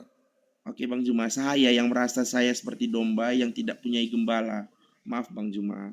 Saya ini merasa Saudara. diri saya saat ini seperti domba yang tidak mempunyai gembala, yang tidak mempunyai tuan. Oke. Baik. Yesus itu gembala untuk siapa? Gembala Menurut untuk Yesus. umat-umatnya. Ya, siapa umatnya, Bang? Umatnya itu adalah orang yang percaya akan Tuhan Allah Bapa di sorga. Bahwasanya Semuanya orang. bagi yang percaya dengan Allah Bapa di sorga. Ingat gak cerita ketika ada seorang ibu yang percaya kepada Yesus tapi dia cuma dianggap sebagai anjing? Oh, saya belum sampai situ, Bang. Nah, itu ceritanya di Matius 15 tuh. Ketika ada seorang perempuan yang datang kepada Yesus, percaya sepercayanya kepada Yesus, apa kata Yesus? Tidak layak roti yang disediakan untuk anak diberikan kepada anjing. Apa kata perempuan non-Yahudi tersebut? Betul, Yesus. Tapi bukankah anjing makan sampah yang jatuh dari meja tuannya? Apa kata Yesus? Besar imanmu ibu. Berarti Yesus mengiyakan bahwa di luar Yahudi yang ngaku-ngaku percaya. Matius 15 nomor 22, 23, 24, 25. Matius 15 ayat 24, 22, 23, 24, 25. Ya.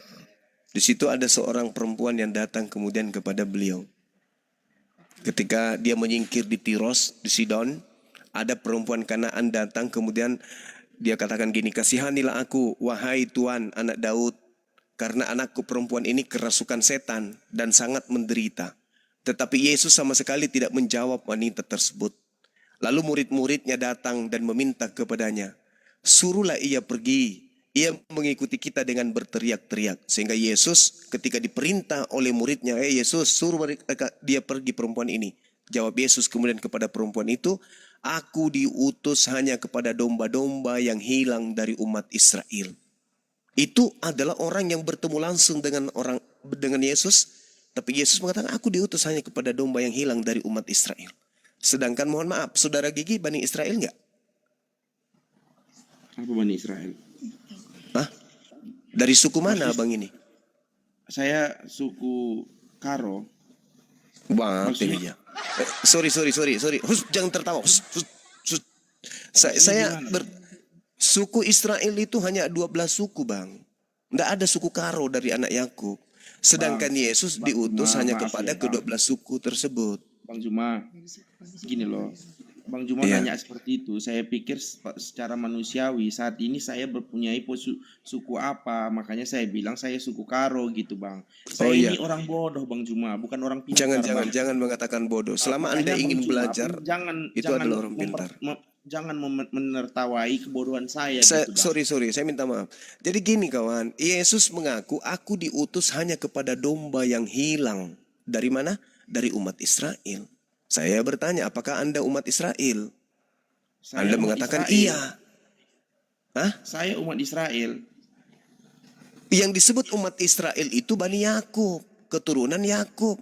Israel itu anak Yakub, anak Nabi Yakub. Anda orang Karo. Bagaimana ceritanya itu, Bang? Karena Nyambungnya saya- di mana itu, Bang? Gini Mas, gini Bang, menurut saya karena saya mengakui saya Israel gitu kan, karena saya Kristen gitu Bang. Oh, nggak Karena- bisa. Kristen dengan Israel itu berbeda. Bukan satu itu. Bani Israel itu, Bani itu artinya apa? Itu bahasa Ibrani. Bani dari kata Ben. Ben itu artinya anak. Anak jasmani. Anda bukan anak jasmani, bukan anak biologisnya Yakub. Berarti Anda nyamar. Gitu saudara. Nah Yesusnya mengaku, aku diutus hanya kepada domba yang hilang dari umat Israel. Anda bukan umat Israel. Silakan.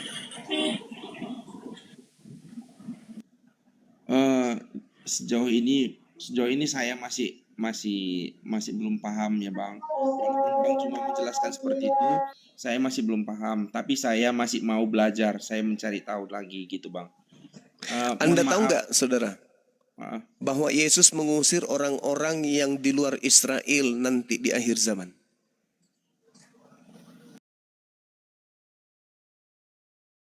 Saya belum pernah dengar Bang. Tertulis di dalam Matius 7 nomor 22 sampai nomor 23. Pada hari terakhir nanti banyak orang akan memanggil aku Tuhan, Tuhan, Tuhan, Tuhan. Bukankah kami bernubuat pakai namamu, bermukjizat pakai namamu, mengusir setan pakai namamu juga. Aku Yesus pada saat itu akan berterus terang kepada mereka, enyahlah daripada aku tidak mengenal kalian. Kalian semua adalah pembuat kejahatan. Jangan tepuk tangan. Diam. Diam. Oke, jadi Yesusnya mengusir Bang. Orang-orang di luar Yahudi diusir sama Yesus. Termasuk Anda. Itu dalil. Di dalam kitab Anda tuh. Di Matius 7 nomor 22 sampai nomor 23. Yang memanggil Yesus Tuhan adalah Kristen. Yang bernubuat pakai nama Yesus Kristen.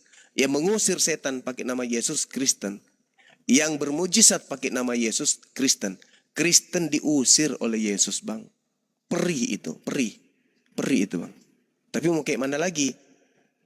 Harus ada pengikut Yesus sang penyesat. Karena Yesus berkata, waspadalah kepada penyesat yang bernama Yesus Kristus.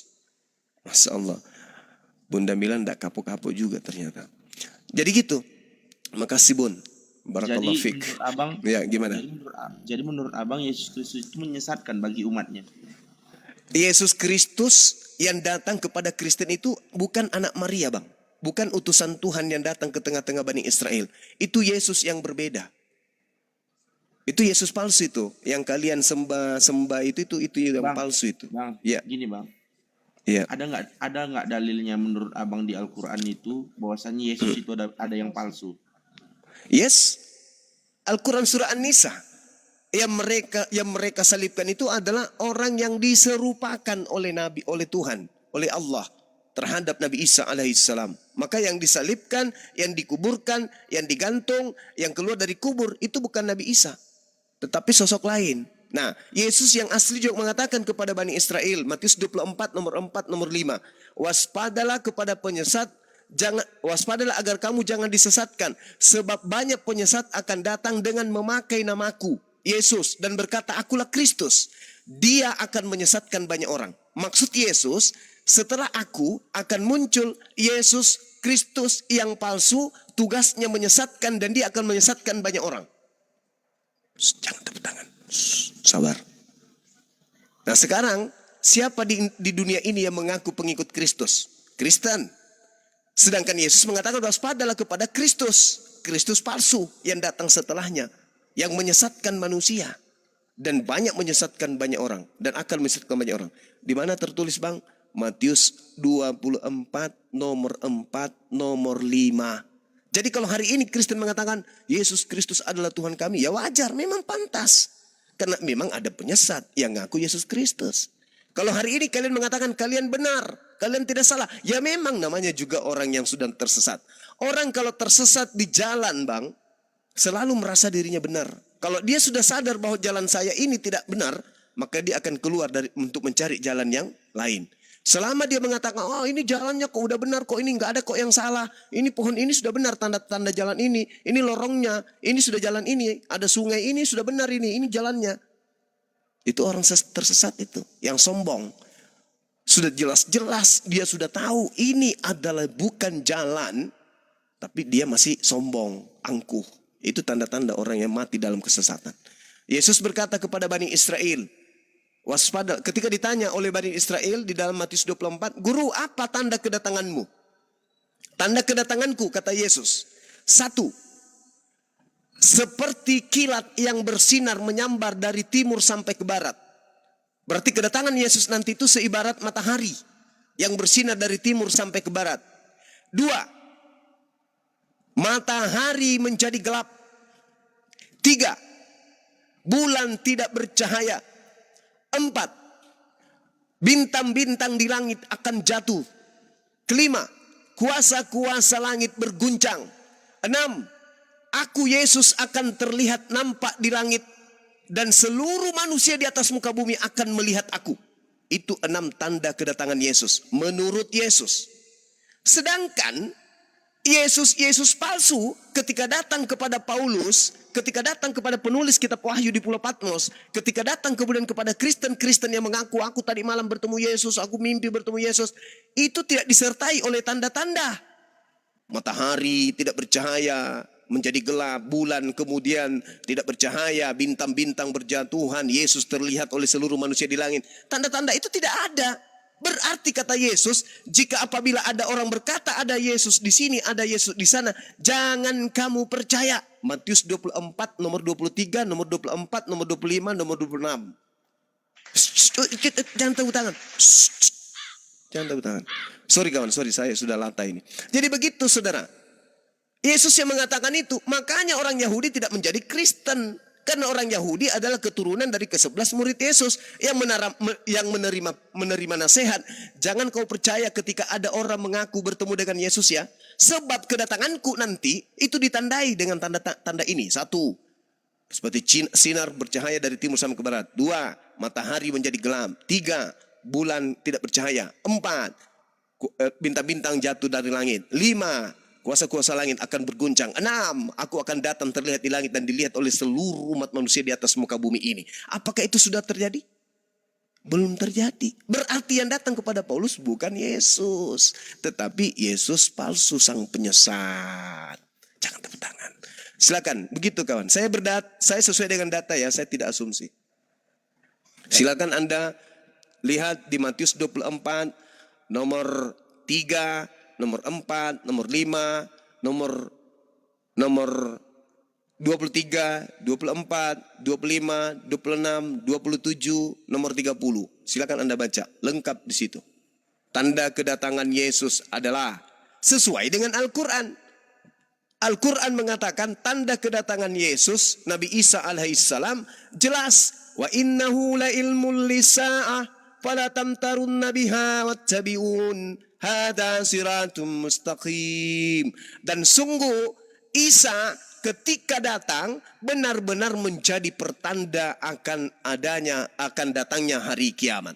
Itu betul. Sesuai dengan pengakuan Yesus. Tanda-tanda kedatanganku adalah tanda adanya kiamat. Matius 24, nomor 27, nomor 30. Al-Quran tidak salah. Nah, sedangkan yang datang mengajarkan Kristen, menjadikan orang Romawi, orang Yunani, orang Belanda, orang Barat menjadi Kristen, tanda-tanda itu tidak ada di situ. Paulus mengatakan dalam Galatia 1 nomor 11 nomor 12, aku menerima Injil bukan dari manusia, tetapi aku menerimanya dari Yesus Kristus. Pertanyaannya, sejak kapan Yesus berubah menjadi bukan manusia? Nah, sedangkan kawan, ketika Paulus mengatakan aku menerima Injil bukan dari manusia tapi dari Yesus, itu sama dengan dia mengatakan Yesus datang bukan sebagai manusia kepada Paulus. Sedangkan di dalam kitab 2 Yohanes 1 nomor 7, siapakah penyesat itu? Bukankah dia yang pergi ke seluruh dunia yang tidak mengaku Yesus datang sebagai manusia? Itulah penyesat, itulah antikristus. Jadi Paulus ditanya nih, Paulus sini, kamu duduk. Suma duduk situ, sampingnya Paulus. Nah, kalian berdua mau kutanya. Paulus, ya paman, kamu pernah tahu tentang Yesus? Tahu. Dia pernah datang kepadamu? Pernah. Datangnya Yesus kepadamu itu sebagai manusia atau bukan? Bukan. Yesus datang kepadaku bukan sebagai manusia. Itu kata Paulus. Oke, sekarang Bang Suma ditanya. Bang Suma, iya paman. Kamu pernah dengar Yesus? Pernah dengar. Yesus pernah datang enggak kepadamu? Enggak. Yakin Yesus tidak pernah datang kepadamu? Enggak. Kalau Yesus datang kepadaku, kiamat sudah terjadi, paman. Karena Yesus mengatakan ketika aku datang, tanda-tanda ini akan menyertai. Apa itu? Bintang-bintang akan berjatuhan, kuasa-kuasa langit akan berguncang. Apalagi matahari tidak lagi bercahaya tapi gelap, bulan tidak lagi bercahaya. Kiamat. Enggak, saya enggak ada Yesus datang kepada saya. Walaupun yang Bang Cuma maksud kalau dia datang melalui mimpi itu termasuk akhir zaman. Iya, kan Yesus mengatakan tanda-tanda kedatanganku. Kalau aku yang datang, tandanya adalah bla bla bla bla. Jadi kata Yesus, jadi apabila ada orang berkata ada Yesus di sini, ada Yesus di sana, jangan kau percaya. Sebab akan muncul Kristus palsu, nabi palsu untuk melakukan banyak mujizat dan menyesatkan banyak orang dan bahkan menyesatkan orang-orang pilihan juga. Itu kata Yesus. Coba Anda buka Matius 24 nomor 23 dan 24. Mana banyak orang yang disesatkan oleh Yesus Kristus yang palsu itu? Ya Kristen. Karena Kristen itu artinya pengikut Kristus. Sekarang permasalahannya adalah, adakah tanda-tanda itu sudah terjadi? Tidak ada. Berarti Yesus yang datang kepada Kristen atau yang datang kepada para murtadin itu seluruhnya berdasarkan Yesus asli, semuanya adalah Yesus palsu. Kata siapa? Kata Yesus dong, bukan kata Bang Suma. Dalilnya mana? Matius 24, nomor 23, nomor 24, nomor 25, nomor 26. Lalu kapan Yesus itu datang? Baca Matius 24, nomor 27 dan nomor 30. Tanda-tanda kedatanganku adalah 1, 2, 3, 4, 5, 6. Apakah tanda-tanda itu ada pada Paulus? Nehi, tidak ada. Ndek nara. Artinya yang datang kepada Paulus itulah penyesat. Karena Yesus berkata, waspadalah kepada penyesat yang datang kepadamu dengan memakai nama Yesus dan berkata akulah Kristus. Dia akan menyesatkan banyak orang. Nah, tergenapi enggak di agama Anda? Tergenapi. Matius berapa? Yesus berkata, Matius 24, nomor 2, nomor 3, nomor 4, nomor 5.